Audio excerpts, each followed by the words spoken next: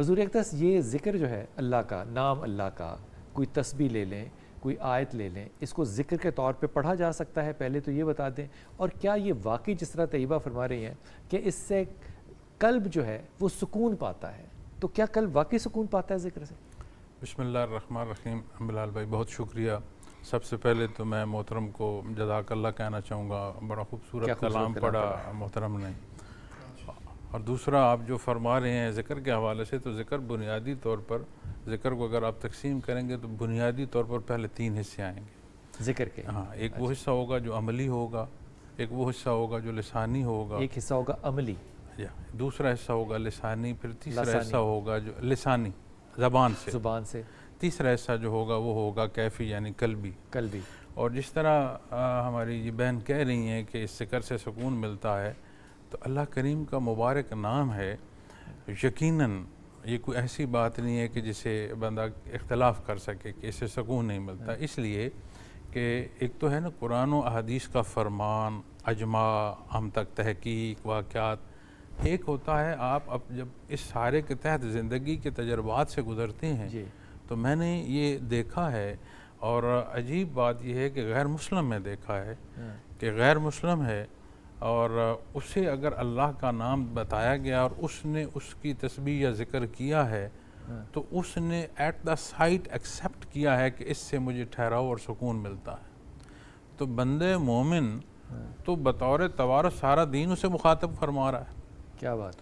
تو یقیناً اس سے سکون نصیب ہوتا ہے. لیکن جو مقصد ہے عبادت کا وہ تعمیل حکم ہے. اس کے نتائج میں اجر و ثواب ہے، اس کے نتائج میں آپ کو مزید ورع و تقویٰ ملتا ہے، اس کے نتائج میں سکون اور سکھ ملتا ہے، آسائش ملتی ہے، کوئی بھی پہلو ہو.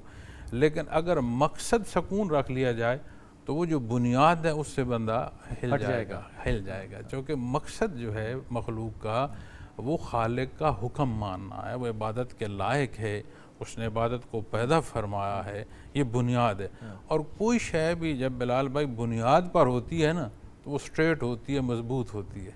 تو جب زندگی اپنے بنیادی پیراہوں پر آئے گی تو لا محالہ اس میں سکون اور سکھ آئے گا، بھلے ظاہراً حالات سخت بھی ہوں، اس کے اندر ٹھہراؤ ہوگا. کیا بات ہے.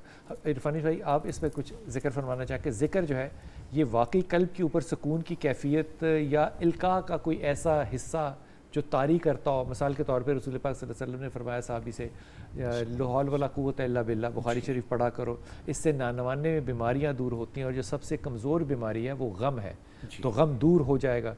یہ ذکر کرنا، آپ ذکر دیتے بھی ہوں گے ظاہر ہے، اس میں بعد میں آتا ہوں، لیکن ذکر کرنے سے کیا کیفیت بدلتی ہے یا اس کو صرف عبادت سمجھ کے کرنا؟ بدلتی ہے، لیکن میں اس میں یعنی یہ قرآن مجید کی جو آیہ مبارکہ ہے الا بذکر اللہ تطمئن القلوب، اس میں 2 چیزیں ہیں، ایک ہے ذکر، ایک ہے اطمینان دلوں کا.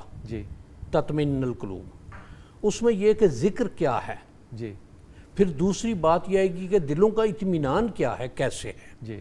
اب اس کو دیکھا جائے کہ اللہ تعالیٰ کا ذکر ایک چیز ہے کہ ایک شے حلق سے اوپر ہے، تسبیح پکڑ رہا ہے، بہت تسبیح چلا رہا ہے، اللہ تعالیٰ کے 99 نام وہ ہر وقت دہرا رہا ہے، لیکن حلق سے نیچے بات نہیں ہے.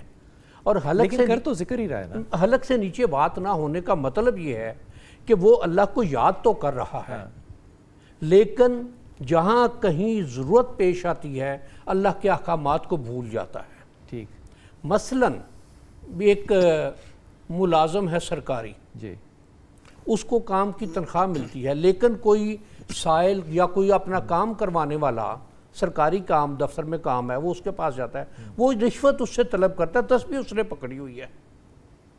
تو یہ 2 کنٹراڈکٹ چیزیں ہو گئی کہ جو اس کی سفلی یا دنیاوی خواہشات ہے وہ مقدم ہے اس کی اللہ کے ذکر پر.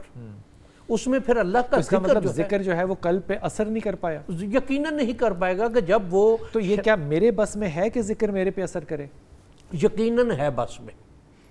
اس میں صرف یہ ہے کہ آپ نے اللہ کا ذکر، یہ نہیں ہے کہ تسبیح پکڑی ہوئی ہے، لیکن یہ ہے کہ جہاں کہیں کوئی ایسی چیز آئی، کوئی ایسا معاملہ آیا کہ جو شریعت میں حرام ہے نبی کریم صلی اللہ علیہ وآلہ وبارک وسلم کی تعلیمات میں حرام ہے، قرآن مجید نے اس کو حرام قرار دیا ہے، اس سے فوراً اس بات سے طبیعت رک گئی کہ یہ میرے اللہ کے ہاں حرام ہے، مجھے اس کی طرف دھیان بھی نہیں کرنا.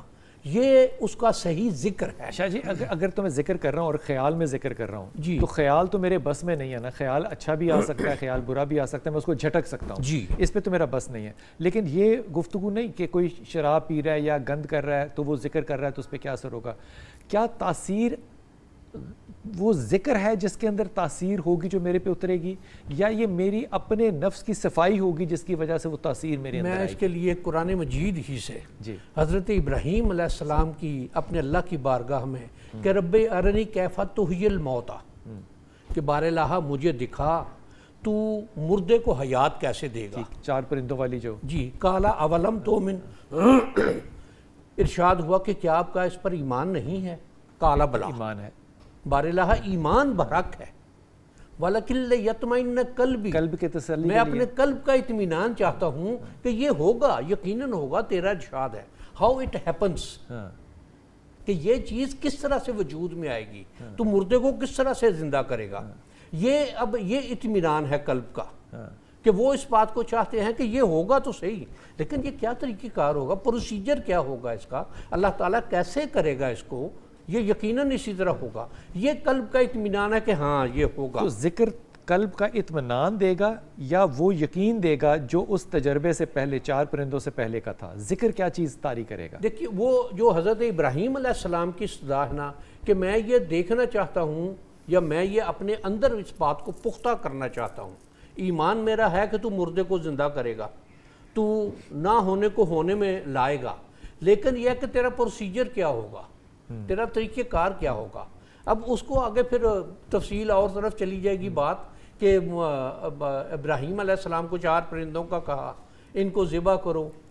اب اللہ تعالیٰ خود بھی کر سکتا تھا، لیکن ابراہیم علیہ السلام کو کہا کہ ان کو ذبح کر کے ان کا گوشت اکٹھا کرو، پہاڑوں پہ مختلف پھیلا دو، آواز ہوگے یا تینا کا سایہ،